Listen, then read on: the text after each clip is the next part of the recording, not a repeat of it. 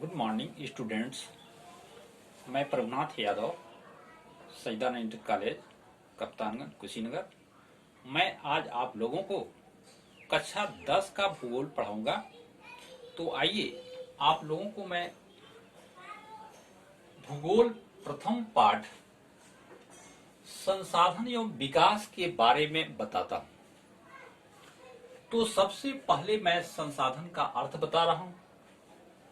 हमारे पर्यावरण में उपलब्ध प्रत्येक वस्तु जो हमारी आवश्यकताओं को पूरा करने में प्रयुक्त की जा सकती है और जिसको बनाने के लिए हमारे पास प्रौद्योगिकी भी उपलब्ध हैं, जो आर्थिक रूप से संभाव्य और सांस्कृतिक रूप से मान्य है, एक संसाधन है, उसे हम संसाधन कहते हैं।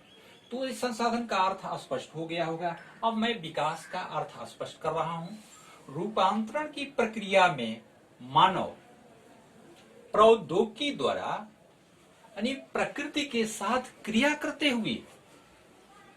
हुए और अपने आर्थिक विकास की गति को तेज करने के लिए संस्थाओं का निर्माण करता है। यानी किसका निर्माण करता है? संस्थाओं का निर्माण करता है। तो ये संस्थाएं जो होती है तथा वे पर्यावरण में पाए जाने वाले पदार्थों को संसाधनों में परिवर्तित कर देती है। यानी संस्थाएं जो है पर्यावरण में पाए जाने वाले जो पदार्थ होते हैं, जो वस्तुएं होती है, उसको परिवर्तित करके संसाधन का रूप दे देती है। यह स्पष्ट है कि यह संसाधन का रूप दे देती है परिवर्तित करके। उन्हें प्रयोग और उन्हें मानव क्या करता है? जब संसाधन बन जाता है तो उस संसाधन का स्वयं उपयोग भी करता है।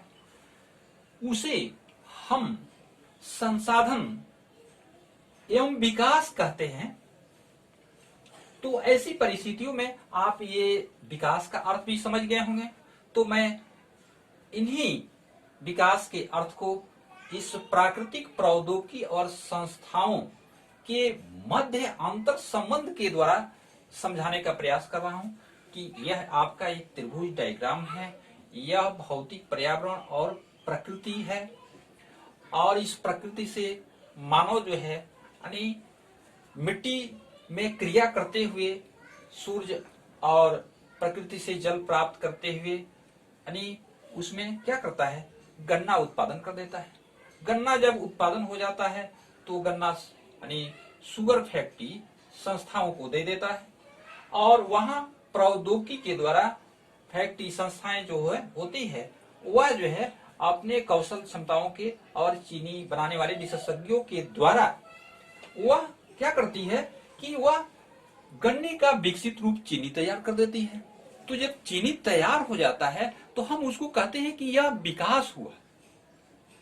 अब वह कच्चे से यानी गन्ना जो है कच्चा पदार्थ है, कच्चा माल है, तो उससे जो है पक्का माल तैयार हो जाता है। निश्चित रूप से उसको हम अधिक समय तक उपयोग करते रह सकते हैं और आप लोग सभी लोग जानते भी हैं कि आवश्यकताएं विकास की जननी होती है।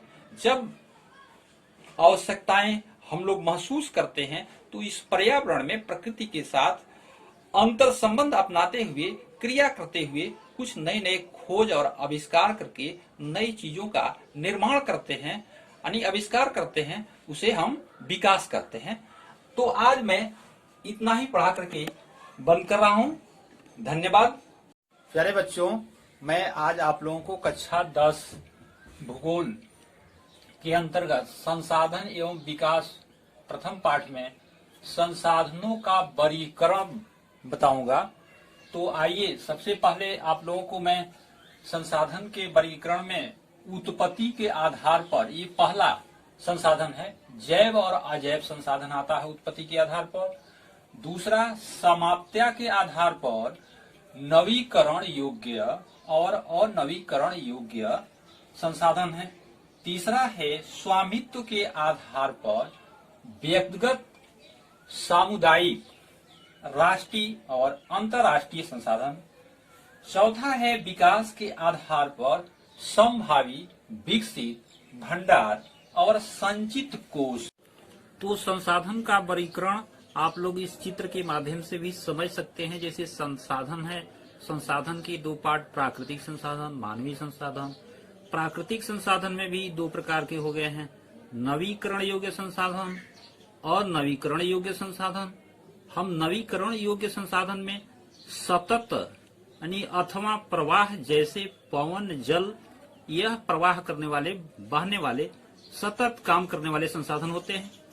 दूसरा है जैव संसाधन। जैव संसाधन के अंतर्गत प्राकृतिक वनस्पति यानी वन आते हैं। दूसरा है वन्य जीव, जो वन में जीव रहते हैं वो वन्य जीव कहलाते हैं। हम अनवीकरण योग्य संसाधन के बारे में चलते हैं तो इसमें भी दो प्रकार हो गए हैं, पुनः चक्रीय, जैसे धातु। धातु का पुनः चक्रीकरण किया जा सकता है, जबकि दूसरा पार्ट है अचक्रीय, जैसे जीवाश्म ईंधन। जीवाश्म ईंधन जैसे कोयला और पेट्रोलियम पदार्थ, ये सब चीजें जो होती है, यह एक बार प्रयोग करने के बाद से दोबारा इसका प्रयोग नहीं किया जा सकता है, इसीलिए इसको अचक्रीय संसाधन कहा जाता है। मानवीय संसाधन की हम बात करें तो मानवीय संसाधन में संरचनाएं एवं संस्थाएं होती है, जो इसमें संसाधनों के रूप में परिवर्तन करती है और वह मानवीय संसाधन तैयार करती है। दूसरा है इसमें मात्रा एवं गुणवत्ता, यानी उसमें कितना मात्रा होना चाहिए, उसकी गुणवत्ता, क्वालिटी क्या होनी चाहिए।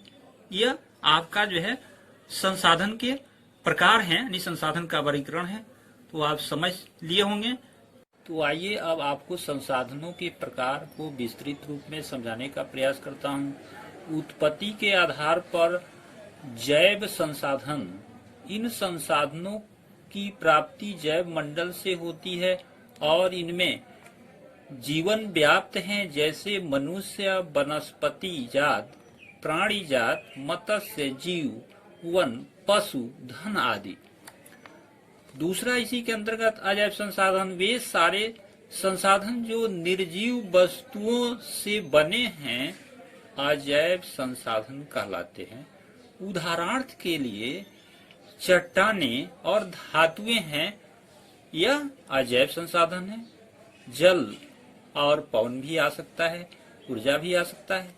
समाप्त्या के आधार पर नवीकरण योग्य संसाधन वे संसाधन होते हैं जिन्हें भौतिक, रासायनिक या यांत्रिक प्रक्रियाओं के द्वारा नवीकृत या पुनः उत्पन्न किया जा सकता है। उन्हें नवीकरण योग्य अथवा पुनः पूर्ति योग्य संसाधन भी कहा जाता है। उदाहरण के लिए जैसे सूर्य से प्राप्त होने वाली सौर ऊर्जा तथा पवन ऊर्जा, जल से जल, वन व वन्य जीवन, इन संसाधनों को सतत अथवा प्रवाह संसाधनों में विभाजित किया गया है। और नवीकरण योग्य संसाधन, इन संसाधनों का विकास एक लंबे भूवैज्ञानिक अंतराल में होता है।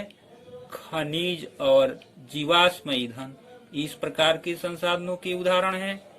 इनके बनने में लाखों वर्ष लग जाते हैं, यह कम समय में नहीं बनते हैं, लाखों वर्ष में बनते हैं। इनमें से कुछ संसाधन जैसे धातुएं पुनः चक्रीय हैं, यानी धातुओं का जो है पुनः चक्रीकरण किया जा सकता है।